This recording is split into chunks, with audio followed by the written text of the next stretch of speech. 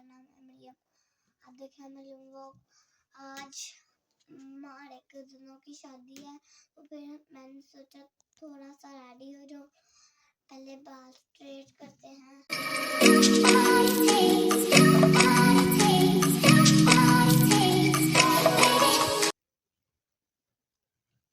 बाल स्ट्रेट तो हो गए हैं, अब हम कपड़े चेंज करते हैं। तो मैंने अब अपना लहंगा पहन लिया है और अब मैं अपना मेकअप करती हूँ।